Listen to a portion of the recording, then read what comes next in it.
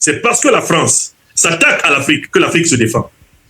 Si la France ne s'attaquait pas à l'Afrique, l'Afrique ne se défendrait pas contre la France. C'est un message que le président Assimi Goïta envoie au président Macron. C'est parce que vous m'attaquez que je me défends. Et tant que vous m'attaquerez, je me défendrai. Mais je ne suis pas venu à la tête du Mali pour combattre la France. Je suis venu pour gouverner le Mali dans l'intérêt des Maliens. Quand on parle ici des valeurs du pardon, de l'hospitalité et de la grandeur, on montre que le président malien a compris que le pouvoir ne s'exerce jamais dans la haine. Même quand tu as des ennemis que tu détestes, cette haine elle-même doit être toujours dominée par la sagesse. Elle doit être dominée par la vision, la clairvoyance. Elle doit être dominée par l'anticipation, la réflexion, la maturité. Si le président Assimi Goïta avait cédé au réflexe primaire de vengeance, Yann Christian Bernard Vézilier aurait été abattu. Et on n'en parlerait plus. Ou plutôt, on en parlerait comme d'un mort, passé par pertes et profits.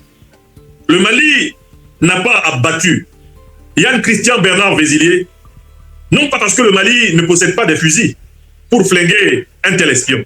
Non pas parce que le Mali ne pouvait pas rétablir pour lui la peine de mort. Non.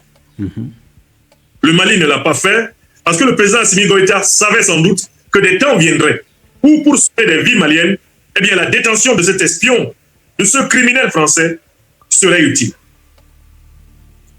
Voilà ce qu'on appelle un leader visionnaire.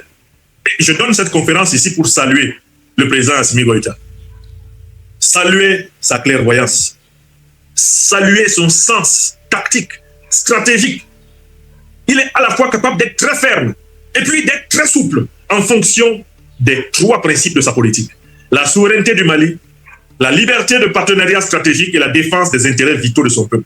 Tant que ces trois objectifs-là sont atteints, Assimi Goïta accepte de poser les actes que, pris singulièrement comme M. Assimi Goïta, père de famille, etc., ces actes-là, il ne les poserait pas nécessairement.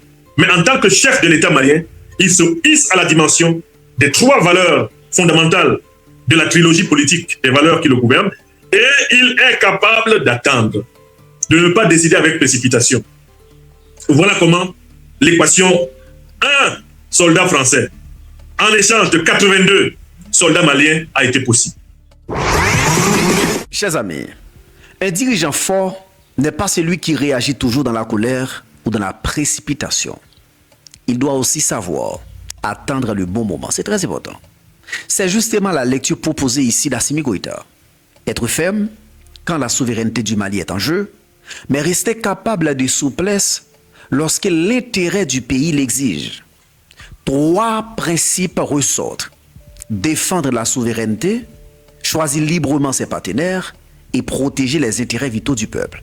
Parce qu'en politique, parfois la vraie puissance n'est pas de frapper vite, mais de savoir exactement quand agir. À bientôt pour une nouvelle chronique.